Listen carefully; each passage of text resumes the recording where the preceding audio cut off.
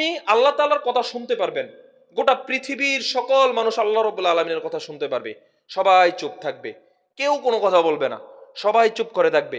সবাই বলবে নাফসি নাফসি, ইয়া নাফসি নাফসি, সবাই বলবে নাফসি নাফসি। নবীরাও বলবে নাফসি নাফসি, সাহাবেরাও বলবে, যাদের কোনো গুনাহ নাই, যারা জান্নাতের সার্টিফিকেট দুনিয়ায় থাকতে পেয়েছে, তারাও নাফসি নাফসি বলবেন। আর সেই ক্ষেত্রে আপনি আর আমি তো তার ধারে কাছে দিও নেই। আপনি একটু চিন্তা করেন তো, কিয়ামতের ময়দান, গোটা পৃথিবীর মানুষ আছে কিন্তু কেউ কোনো কথা বলতে পারে না, শুধু একজন কথা বলে, তিনি হচ্ছেন আপনার আমার রব। আর আসসালামু আলাইকুম রহমতুল্লাহি ওয়া বারাকাতুহু। সম্মানিত দিনী ভাই, আল্লাহ সুবহানাহু ওয়া তাআলা পবিত্র কোরআনুল কারীমের মধ্যে বিভিন্ন জায়গায় কিয়ামতের ঘোষণা দিয়েছেন। কিয়ামত সম্পর্কে অনেক কথাই বলেছেন। রাসূল সাল্লাল্লাহু আলাইহি সাল্লামের এ সম্পর্কে অনেক হাদিস আছে। কিয়ামতের ময়দানে দুনিয়ার কোনো মানুষ কথা বলতে পারবে না। ওটা এমন একটা ময়দান, যে ময়দানের মধ্যে দুনিয়ার কোনো মানুষ কথাই বলতে পারবে না। যখন কিয়ামতের সময় হয়ে যাবে, ইসরাফিল আলাইহিস সালাম যখন সিংহা ফু দেবেন, তখন দুনিয়া ছিন্ন বিচ্ছিন্ন হয়ে যাবে। ওয়াইদাল কুবুর বুসিরাত আলিমাত নাফসুম মা কদ্দামাত ওয়া আখখারাত। দুনিয়া থাকবে না। দুনিয়ার মধ্যে এই জমিনে যত কবর ছিল, কবরগুলোর থেকে মানুষ একে একে করে উঠে যাবে। ইযাস সামা উনশাক্কাত, বিশাল আকাশ চূর্ণ বিচ্ছিন্ন হয়ে যাবে।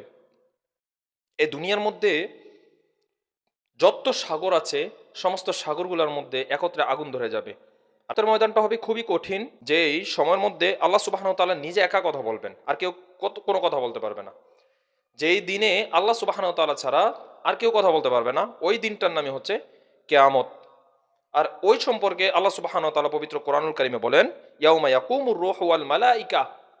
এমন একটা দিন, যে দিনের মধ্যে মালাইকা, রূহ এবং আল্লাহ সুবহানাহু ওয়া তাআলার সামনাসামনি হবে, তখন কেউ কিছু বলতে পারবে না। আপনি একটু চিন্তা করেন, কিয়ামতের ময়দান, কোটি কোটি মানুষ, সবাই চুপ, নীরব অবস্থা, কেউ কোনো কথা বলতে পারবে না। ওই দিন শুধু একজনই কথা বলবেন, মানব জাতির মধ্যে একজন মানুষ শুধু কথা বলতে পারবেন। গোটা পৃথিবীতে আর কেউ কথা বলতে পারবে না, সবাই চুপ করে রয়েছে, নীরবতা বিরাজমান করতেছেন, সবাই চুপচাপ।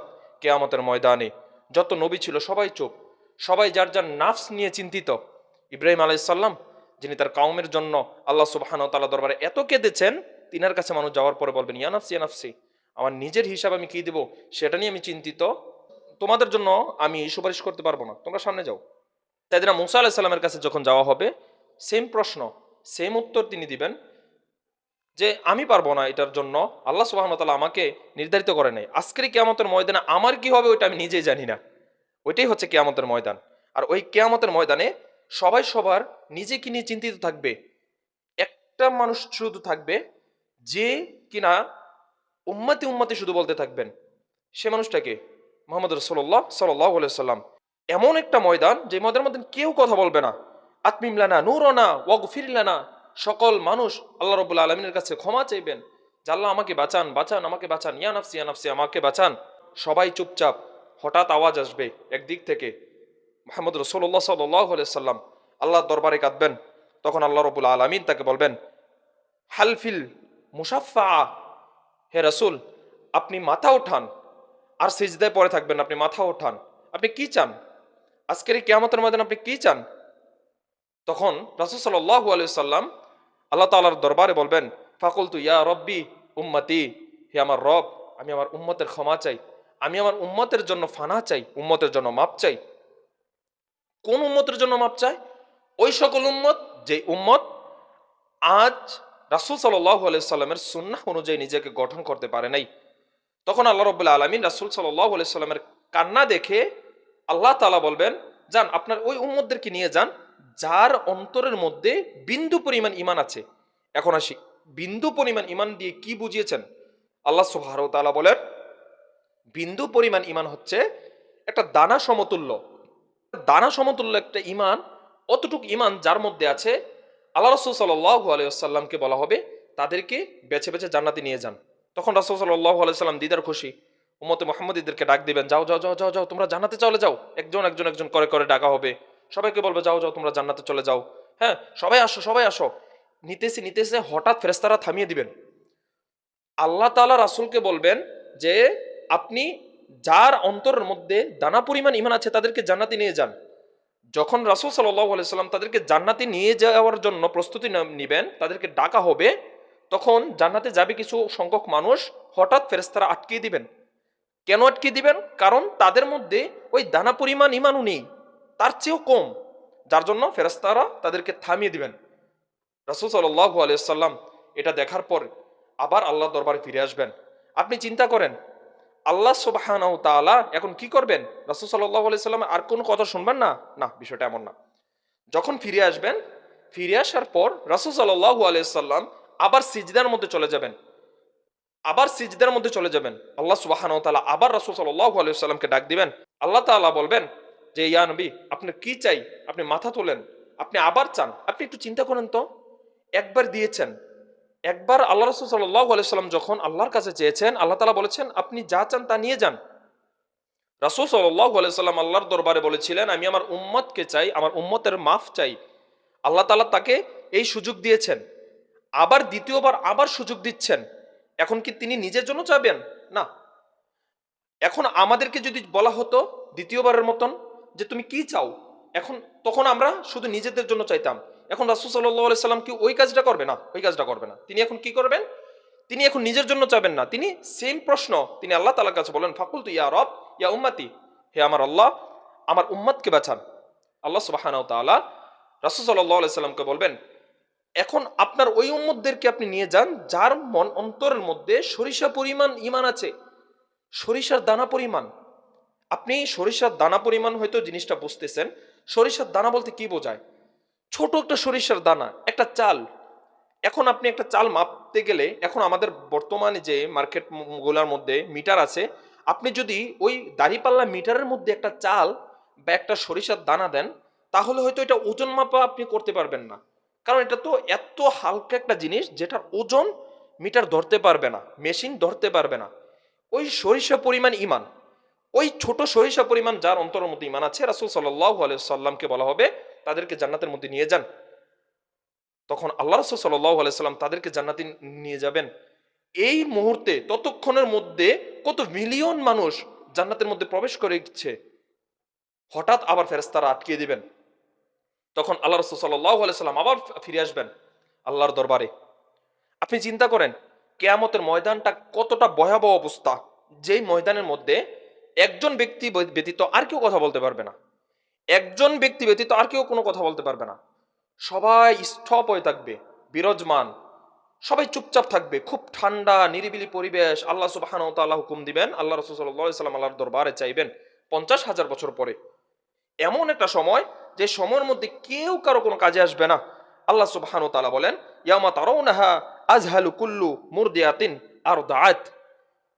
কিয়ামতের ময়দানটা এমন, ওই সময় যদি কোনো মা তার শিশুকে দুধ পান করাতো, তাহলে তার শিশুকে সে ফালাই দিত, সন্তান ফালাই দিত, ওই দুধ পান করার থেকে হাত থেকে ফালাই দিত। সে ফালায় সেটা বলতো যে আমি তাকে চিনি না। ওইটাই হচ্ছে কিয়ামতের ময়দান। আর ওই সঙ্গে আল্লাহ সুবহানাহু ওয়া তাআলা বলেন, ইয়াউমা ইয়াফিরুল মারউ মিন আখি ওয়া উম্মিহি ওয়া আবি ওয়া সাহিবাতিহি ওয়া আখি ওয়া ফাসিলাতিহি আল্লাতী তুওয়ি ওয়া মান ফিল আরদি জামিআন সুম্মা ইউনজি।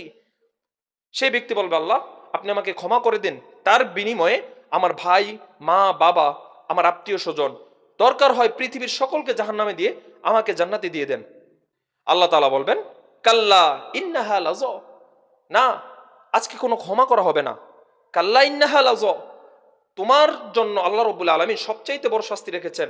নাজ্জাআতাল লিশ-শাওয়া, এমন শাস্তি রেখেছেন যে শাস্তি তোমার শরীরের গোশত, তোমার শরীরকে ছিন্ন বিচ্ছিন্ন করে দিবেন। লিশ-শাওয়া নাজ্জাআ, শরীরের চামড়া গোশত সব ছিটকে পড়ে যাবে। এত ভয়ঙ্কর আগুনের মধ্যে নিক্ষেপ করা হবে। তাদউ মান আদবারা ওয়া তাওয়াল্লা ওয়া জামাআ ফাআওয়া ইন্নাল ইনসানা খুলিকা হালুআ। কাদেরকে জাহান্নামের মধ্যে নিক্ষেপ করা হবে? যারা আল্লাহ সুবহানাহু ওয়া তাআলার দ্বীন এবং কোরআন থেকে মুখ ফিরিয়ে নিয়েছে। যখন তাদেরকে দ্বীনের দাওয়াত দেওয়া হতো, আল্লাহ রাব্বুল আলামিনের কোরআনের দাওয়াত দেওয়া হতো, তারা মুখ ফিরিয়ে নিত। আর কিয়ামতের ময়দান এমন একটা ময়দান, যেই ময়দানের মধ্যে আপনি কোনো কথাই বলতে পারবেন না, কোনো কথাই চলবে না। ওই দিন কারো কথা শোনা হবে না। আল্লাহ সুবহানাহু ওয়া তাআলা বলবেন আর আপনি শুধু শুনবেন। আপনি আল্লাহ তাআলার কথা শুনতে পারবেন। গোটা পৃথিবীর সকল মানুষ আল্লাহ রাব্বুল আলামিনের কথা শুনতে পারবে। সবাই চুপ থাকবে, কেউ কোনো কথা বলবে না, সবাই চুপ করে থাকবে, সবাই বলবে নাফসি নাফসি, ইয়া নাফসি নাফসি, সবাই বলবে নাফসি নাফসি, নবীরাও বলবে নাফসি নাফসি, সাহাবেরাও বলবে, যাদের কোনো গুনাহ নাই, যারা জান্নাতের সার্টিফিকেট দুনিয়ায় থাকতে পেয়েছে, তারাও নাফসি নাফসি বলবেন। আর সেই ক্ষেত্রে আপনি আর আমি তো তার ধারে কাছে দিও নেই। আপনি একটু চিন্তা করেন তো, কিয়ামতের ময়দান, গোটা পৃথিবীর মানুষ আছে কিন্তু কেউ কোনো কথা বলতে পারে না, শুধু একজন কথা বলে, তিনি হচ্ছেন আপনার আমার রব, আর কেউ কথা বলে না। আর আল্লাহ রাব্বুল আলামিনের দরবারে সুপারিশ করার মতন একজনের ক্ষমতা থাকবে, মুহাম্মদ রাসূলুল্লাহ সাল্লাল্লাহু আলাইহি সাল্লাম। আপনি কি করবেন? কিছু করার নাই, আপনি কোনো কথাই বলতে পারবেন না। হাসান বসরি রাদিয়াল্লাহু তাআলা আনহু বললেন, আমার ভাই যে হাদিসটা বলেছেন ওইটা পরিপূর্ণ সত্য, কিন্তু তিনার মনে হয় পুরোটা হাদিস খেয়াল নেই, যেহেতু তিনি বৃদ্ধ হয়েছে, বয়স হয়েছে, পুরোটা হাদিস বলতে পারে নাই। রাসূল সাল্লাল্লাহু আলাইহি সাল্লাম তৃতীয়বারের মতন আল্লাহ সুবহানাহু ওয়া তাআলার দরবারে গিয়েছিলেন, যাই আবার সিজদার মধ্যে পড়েছেন। সিজদার মধ্যে পড়ে কি করেছেন? এখন তো নিজের জন্য অন্তত কিছু চাবে, ঠিক না? কিন্তু না, এখনো নিজের জন্য কিছু চায় নাই, আল্লাহ রাব্বুল আলামিনের দরবারে সিজদায়। আল্লাহ সুবহানাহু ওয়া তাআলা এখন তো বলতে পারতেন যে তোমাকে দুইবার দিয়ে চার দেব না, এই কথা বলবেন না, এই কথা বলবেন না। আল্লাহ তাআলা আবার বলবেন যে নবী আপনি আপনি মাথা উঠান, কি চাই? তখন রাসূল সাল্লাল্লাহু আলাইহি সাল্লাম আল্লাহর দরবারে আবার একই কথা বলবেন, ক্বালা রাব্বি ইয়া উম্মতি উম্মতি, হে আমার রব, আমার উম্মতকে বাঁচাও, আমার উম্মতকে বাঁচান, আমার উম্মতকে বাঁচান। তখন আল্লাহ সুবহানাহু ওয়া তাআলা এবার কি বলে আপনি একটু খেয়াল করে শুনেন। আল্লাহ তাআলা বলেন, আপনার যে উম্মতের মধ্যে সরিষার দানার থেকে আরো কম পরিমাণ ইমান আছে, মানে তার অন্তরের মধ্যে বিন্দু পরিমাণ ইমান আছে। আমি আপনাকে একটু কথা বলি, আমরা মনে করেন অনেক খারাপ কাজ করি, খারাপ কাজ করার পর আমরা অনুতপ্ত হই না, আমাদের মনের মধ্যে যে অনুতপ্তটা, অনুতপ্ত আমরা ফিল করি না, আমরা মনে করি যে যাক, যা হবে হবে নি, পরে দেখা যাবে। তারপর কখনো আমাদের অন্তরের মধ্যে এই জিনিসটা প্রকাশ পাইলো যে আসলে আমি যে একটা গুনাহ করেছিলাম, আমি যে একটা অন্যায় করেছিলাম, হয়তো এই জিনিসটা খুব ভালো হয় নাই, এটা তো আল্লাহ সুবহানাহু ওয়া তাআলা নিষেধ করেছিলেন, ওইটাকে বলে সরিষার দানার চেয়েও কম পরিমাণ ইমান। ওই ইমানটা যার অন্তরের মধ্যে ছিল, আপনি নিজেও জানেন না যে আপনার অন্তরের মধ্যে ইমান আছে, কিন্তু আপনার অন্তর ধাক্কা দিয়েছে একটা গুনার কথা স্মরণ করে। ওই বিন্দু পরিমাণ যার অন্তরের মধ্যে ইমান আছে, আল্লাহ সুবহানাহু ওয়া তাআলা এখন তার রাসূলকে বলবেন যে আপনি ওই সকল উম্মতদেরকে জান্নাতে নিয়ে যান, তাদেরকে আগুন থেকে তুলে জান্নাতে নিয়ে যান। আল্লাহু আকবার। এখানে আরেকটা কথা আছে, আল্লাহ রাসূল সাল্লাল্লাহু আলাইহি সাল্লাম বলেছেন, সহিহ বুখারী এবং মুসলিম শরীফ, রাসূল সাল্লাল্লাহু আলাইহি সাল্লাম বলেছেন, আমার উম্মতে মুহাম্মাদীদের মধ্যে কেউ যেন একটা বারের জন্য ওই জিনিসটা চিন্তা না করে যে এক সেকেন্ডের জন্য সে জাহান্নামে যাবে। আল্লাহ রাসূল সাল্লাল্লাহু আলাইহি সাল্লাম বলেন জাহান্নাম কেমন হবে সেটা উদাহরণ দিতে গিয়ে বলেছেন, কারো শরীরের মধ্যে যদি জাহান্নামের শীতল হাওয়া, শীতল বাতাস, ঠান্ডা বাতাস, একটু বা ঠান্ডা বাতাস, বিন্দু পরিমাণ ঠান্ডা জাহান্নামের শীতল হাওয়া যদি কারো শরীরের মধ্যে স্পর্শ করে যায়, সেই লোকটা মনে করবে যে তার মনে হয় পৃথিবীর মধ্যে তার উপর দিয়ে সবচাইতে জাহান্নামের সবচাইতে নিম্ন শ্রেণীর যেই আযাব, ওই আযাবটা তার উপর দিয়ে যাচ্ছে। আল্লাহু আকবার, আস্তাগফিরুল্লাহ। আপনি একবার চিন্তা করে দেখুন যে জাহান্নাম কত ভয়াবহ হতে পারে। সম্মানিত সুধী ভাই, সম্মানিত দিনী ভাই, জাহান্নাম নিয়ে আল্লাহ রাসূল সাল্লাল্লাহু আলাইহি ওয়াসাল্লাম খুব সতর্ক করে দিয়েছেন যে তোমরা জাহান্নামে এক সেকেন্ডের জন্য যাবা, ওইটা কখনো চিন্তা করিও না। এখন আসি, রাসূল সাল্লাল্লাহু আলাইহি ওয়াসাল্লাম তৃতীয়বার যাদেরকে নেওয়ার কথা বলবে, আল্লাহ তাআলা বলবেন তাদেরকে আগুন থেকে তুলে আনো। আগুন থেকে রাসূল সাল্লাল্লাহু আলাইহি ওয়াসাল্লামকে বলবে তুলে আনো, আপনার ওই উম্মতদেরকে তুলে আনুন যার অন্তরের মধ্যে সরিষার চেয়েও ছোট পরিমাণ ঈমান বিরাজমান রয়েছেন, তাদেরকে আগুন থেকে তুলে আনুন। আগুন থেকে তুলে আনার কথা বলা হবে। আল্লাহু আকবার। আল্লাহ তাআলা আমাদেরকে হেফাজত করুক।